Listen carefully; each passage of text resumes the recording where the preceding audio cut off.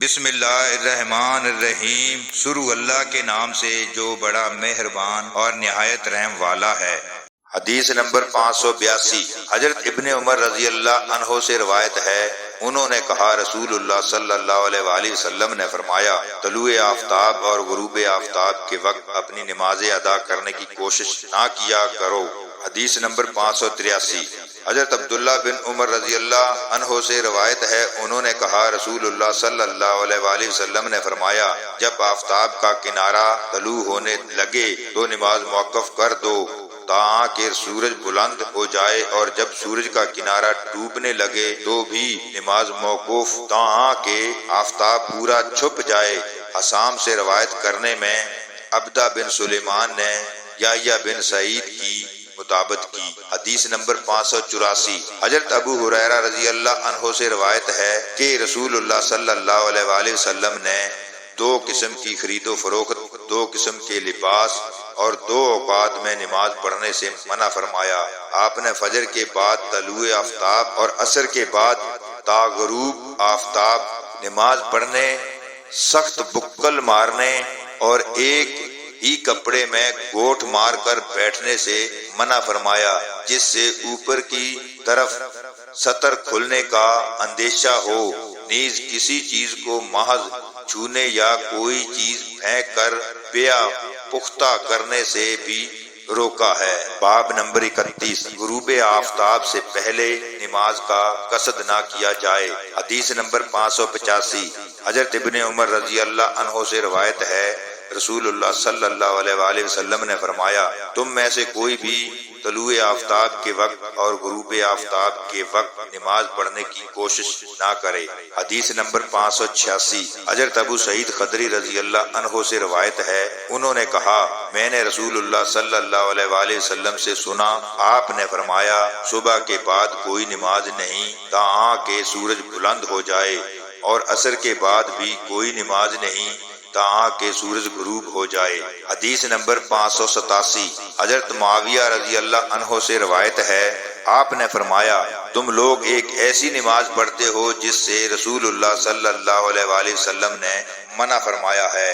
ہم لوگ رسول اللہ صلی اللہ علیہ وآلہ وسلم کی صحبت میں رہے ہیں، لیکن ہم نے کبھی آپ کو وہ نماز پڑھتے نہیں دیکھا، یعنی عصر کے بعد کی 2 رکعتیں۔ حدیث نمبر 588، حضرت ابو ہریرہ رضی اللہ عنہ سے روایت ہے، انہوں نے کہا رسول اللہ صلی اللہ علیہ وآلہ وسلم نے 2 وقت نمازوں سے منع فرمایا ہے، فجر کے بعد طلوع آفتاب تک اور عصر کے بعد غروب آفتاب تک۔ باب نمبر 32، اس شخص کا بیان جس نے صرف نماز عصر اور نماز فجر کے بعد نماز پڑھنے کو مکروہ خیال کیا۔ اس بات کو حضرت عمر ابن عمر اور ابو سعید خدری اور حضرت ابو ہریرہ رضی اللہ عنہم نے بیان کیا ہے۔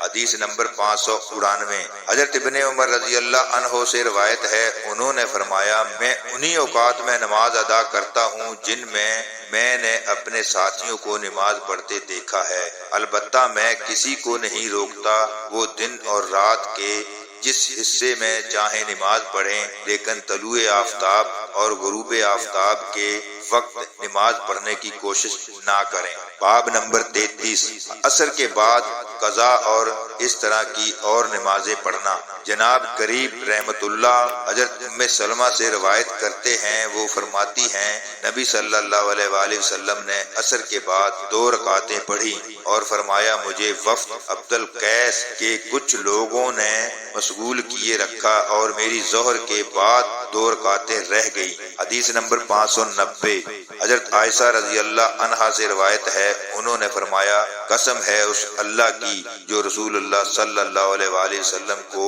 دنیا سے لے گیا، آپ نے عصر کے بعد 2 رکعت کبھی ترک نہیں فرمائی تاکہ آپ اللہ سے جا ملے، اور جب اللہ سے ملے تو اس وقت باوجہ ضعف آپ نماز سے تھک جاتے تھے، اور آپ اکثر نماز کی ادائیگی بیٹھ کر فرماتے تھے، یعنی عصر کے بعد کی 2 رکعتیں، اور آپ عصر کے بعد 2 رکعت ہمیشہ پڑھا کرتے تھے، لیکن انہیں مسجد میں نہیں پڑھتے تھے، اس ڈر سے کہ کہیں آپ کی امت پر گراں نہ گزرے، کیونکہ آپ کو اپنی امت کے حق میں تخفیف پسند تھی۔ حدیث نمبر 591 حضرت عائشہ رضی اللہ عنہا سے روایت ہے، انہوں نے حضرت عروہ بن زبیر رحمۃ اللہ سے فرمایا تھا، میرے بھانجے رسول اللہ صلی اللہ علیہ وآلہ وسلم نے عصر کے بعد 2 رکعت میرے ہاں کبھی ترک نہیں فرمائی۔ حدیث نمبر 592 حضرت عائشہ رضی اللہ عنہا سے روایت ہے، انہوں نے فرمایا رسول اللہ صلی اللہ علیہ وآلہ وسلم نے 2 رکعت فجر سے پہلے اور 2 رکعت عصر کے بعد پوشیدہ اور آشکارا دونوں حالتوں میں کبھی ترک نہ فرمائی۔ حدیث نمبر 593 حضرت عائشہ رضی اللہ عنہا سے روایت ہے، انہوں نے فرمایا جس دن بھی نبی صلی اللہ علیہ وآلہ وسلم عصر کے بعد میرے ہاں تشریف لاتے تو 2 رکعت ضرور پڑھتے۔ باب نمبر 34 ابر آلود دن میں نماز جلدی ادا کرنا۔ حدیث نمبر 594 حضرت ابو ملی سے روایت ہے، انہوں نے فرمایا ہم ایک دفعہ ابر آلود دن میں حضرت برید رضی اللہ عنہ کے شریک سفر تھے تو انہوں نے فرمایا نماز جلدی پڑھ لو، کیونکہ نبی صلی اللہ علیہ وآلہ وسلم کا ارشاد گرامی ہے، جس نے نماز عصر چھوڑ دی اس کا عمل ضائع ہو گیا۔ باب نمبر 35 نماز کا وقت گزر جانے کے بعد اذان کہنا۔ حدیث نمبر 595 حضرت ابو قتادہ رضی اللہ عنہ سے روایت ہے، انہوں نے فرمایا ہم ایک سب نبی صلی اللہ علیہ وآلہ وسلم کے ہمراہ سفر کر رہے تھے۔ کچھ لوگوں نے عرض کیا اللہ کے رسول، کاش آپ ہم سب لوگوں کے ہمراہ آخری سب آرام فرمائیں۔ آپ نے فرمایا مجھے ڈر ہے کہ مبادا تم نماز سے سوتے رہو۔ حضرت بلال رضی اللہ عنہ گویا ہوئے میں سب کو جگا دوں گا، چنانچہ سب لوگ لیٹ گئے اور بلال رضی اللہ عنہ اپنی پشت اپنی اونٹنی سے لگا کر بیٹھ گئے، مگر جب ان کی آنکھ میں نیند کا غلبہ ہوا تو وہ بھی سو گئے۔ نبی صلی اللہ علیہ وآلہ وسلم ایسے وقت بیدار ہوئے کہ سورج کا کنارہ نکل چکا تھا۔ آپ نے فرمایا اے بلال تمہارا قول و قرار کہاں گیا؟ وہ بولے مجھے آج جیسی نیند کبھی نہیں آئی۔ اس پر آپ نے فرمایا اللہ تعالیٰ نے جب چاہا تمہاری روح ارواح کو قبض کر لیا اور جب چاہا انہیں واپس کر دیا۔ اے بلال اٹھو اور لوگوں میں نماز کے لیے اذان دو۔ اس کے بعد آپ نے وضو کیا۔ جب سورج بلند ہو کر روشن ہو گیا تو آپ کھڑے ہوئے اور نماز پڑھائی۔ باب نمبر 36 وقت گزر جانے کے بعد قضا نماز با جماعت ادا کرنا۔ حدیث نمبر 596 حضرت جابر بن عبداللہ رضی اللہ عنہ سے روایت ہے کہ حضرت عمر فاروق رضی اللہ عنہ خندق کے دن اس وقت آئے جب سورج غروب ہو چکا تھا۔ وہ کفار قریش کو برا بھلا کہنے لگے۔ عرض کیا اللہ کے رسول میں نماز عصر بمشکل سورج غروب ہونے کے قریب ادا کر سکا۔ نبی صلی اللہ علیہ وآلہ وسلم نے فرمایا اللہ کی قسم عصر کی نماز میں بھی نہیں پڑھ سکا۔ پھر ہم نے وادی بطحان کا رخ کیا۔ آپ نے نماز کے لیے وضو فرمایا اور ہم سب نے بھی وضو کیا۔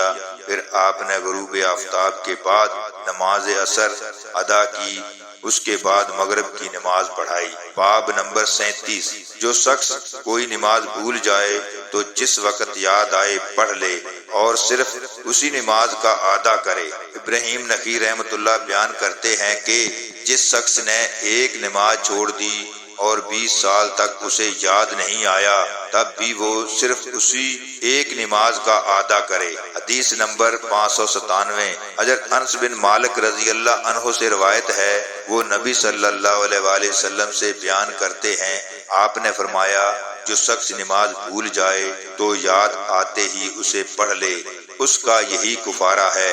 فرمان الہی ہے میری یاد کے لیے نماز قائم کیجیے۔ ایک دوسری روایت کے مطابق قتادہ نے آیت کریمہ کو بائیں الفاظ تلاوت فرمایا۔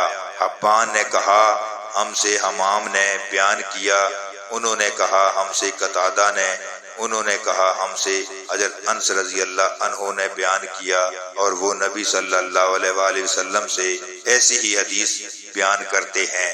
اللہ تعالی ہم سب کو دین کو صحیح معنوں میں سمجھنے کی توفیق عطا فرمائے، آمین ثم آمین۔